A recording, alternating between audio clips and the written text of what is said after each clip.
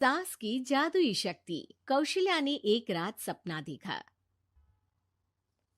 कौशल्या राजपूत, तुमने किए हैं जीवन में अच्छे अच्छे कर्म, इसलिए अब से जब तुम चाहो गायब हो सकती हो, जिसके लिए तुमको सिर्फ चुटकी बजानी होगी और चुटकी बजाते ही तुम गायब। बस एक बात का ध्यान रखना, जहां तुमने कोई गलत काम किया तुमसे ये शक्ति वापस ले ली जाएगी। कौशल्या की नींद टूट जाती है। ये कैसा सपना था? गायब हो जाऊंगी मतलब? हे भगवान, कंबल ओढ़ के सो जाती हूँ, सपना कंबल के अंदर नहीं घुस पाएगा। कौशल्या डर के मारे कंबल ओढ़ के सो जाती है।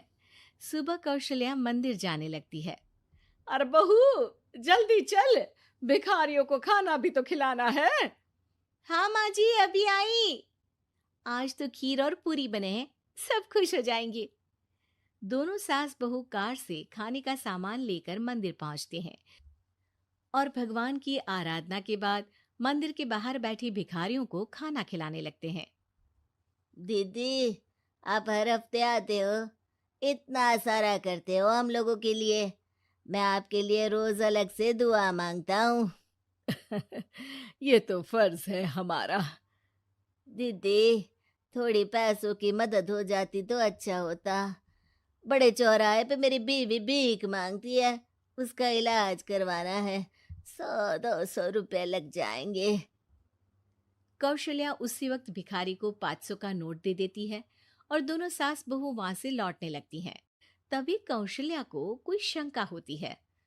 अब बहू रुक, तो मैं अभी आई। कौशल्या वापस वहीं जाती है तो देखती है कि भिखारी वहां है ही नहीं।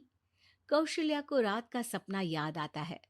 वो चुटकी बजा के गायब हो जाती है और सीधे भिखारी के पास पहुंचती है, पर भिखारी को वो दिखाई नहीं देती। कौशल्या देखती है कि भिखारी उन पैसों से शराब खरीद रहा है और कौशल्या उसे वहीं एक चाटा मारती है। अरे कौन है बे? एक और चाटा पड़ता है। अरे कौन है? कौन है?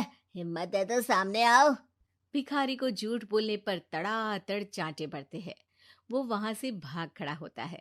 कौशल्या चुटकी बजा के वापस बहू के पास आ जाती है और मन ही मन सोचती है, ऐसे तो मैं कितने गलत काम रोक सकती हूँ, कितनी ताकतवर हूँ मैं, किसी को पता भी नहीं चलेगा। सासू माँ, आप क्या सोच रही हो? अब कुछ नहीं, कुछ भी तो नहीं। ठीक है, मुझे ना थोड़े पैसों की जरूरत थी।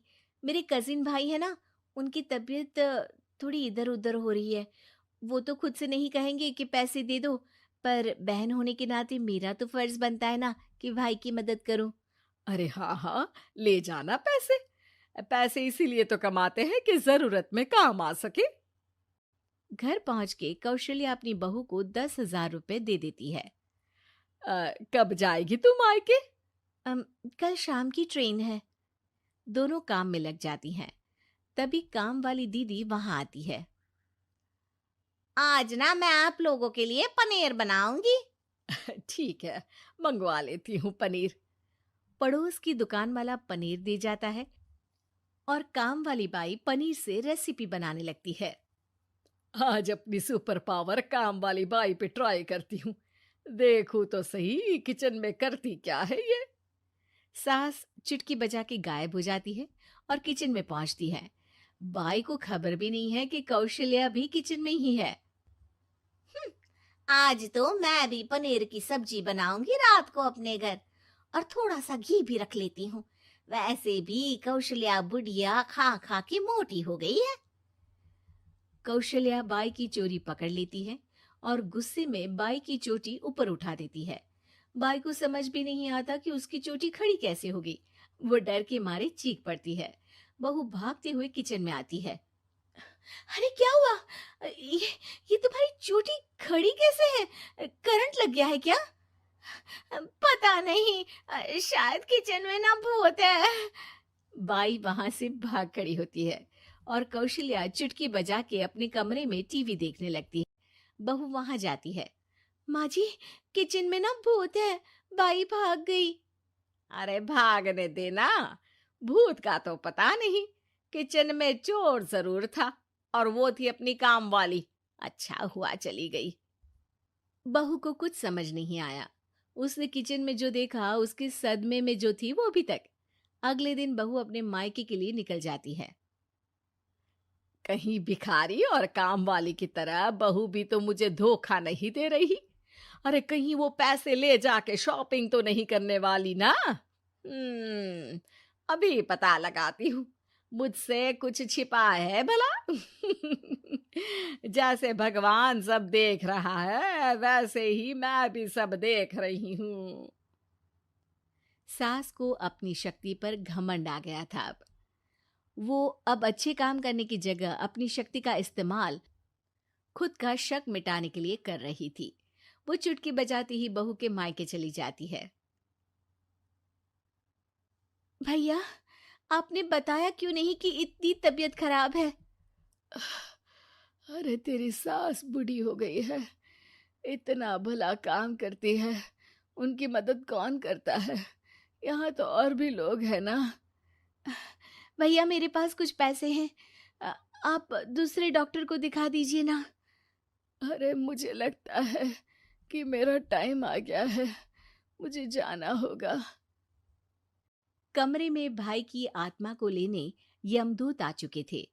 कौशल्या भले ही किसी को नहीं दिख रही थी, पर यमदूत ने उसे देख लिया। यही आत्मा है शायद, परछाई दिख रही है, पहले ही तैयार खड़ी है।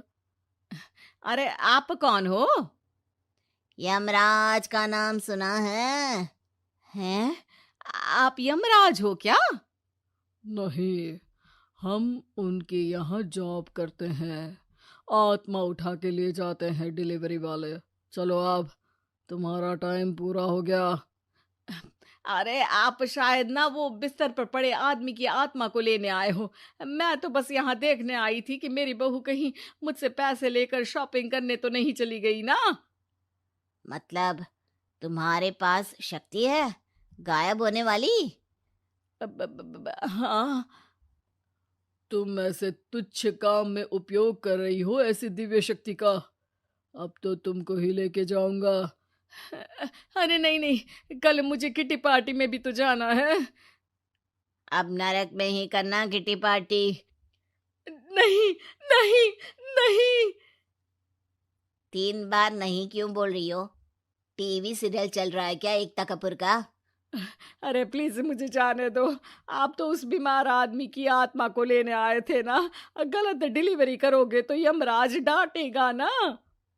बात तो सही कर रही हो, पर हमको उस पे दया आ गई। अभी उसकी उम्र ही क्या है, पर कुछ तो लेके जाना पड़ेगा ना। एक काम करो, अपनी शक्ति दे दो, गायब होने वाली। हैं? अरे क्यों? तुम पृथ्वीलोक का भ्रष्टाचार रोक सकती थी, चोरी रोक सकती थी, अरे कोरोना रोक सकती थी, पर तुमने अपनी बहू की जासूसी करना शुरू कर दिया। अरे लेकिन किंतु परंतु। यमदूत सास की शक्ति लेके वापस चले जाते हैं। कौशल्या की परछाई हवा से नीचे गिरती है और जमीन पे आते आते कौशल्या का शरीर सामने आ जाता है। अरे लग गई, कितने ऊपर से फेंका। माँ जी, आप यहाँ ऊपर से कैसे गिरी? अरे समधन जी, आप अचानक कमरे में। सब घबरा जाते हैं। सास बहू को सारी बात बता देती है। ये लो आपके 10,000 रुपये। आपको मुझ पे इतना भी भरोसा नहीं है? अरे बहन, मुझे दर्द नहीं हो रहा है, अब अचानक से सब अच्छा होने लगा है। अरे तो फिर बिस्तर से उठ जाओ और मुझे लेटने दो। गिरी हूं ऊपर से तो पूरा बदन दुख रहा है। भाई को तो यमदूत ठीक करके जाते हैं, पर कौशल्या देवी दर्द के मारे बिस्तर पर आ जाती हैं।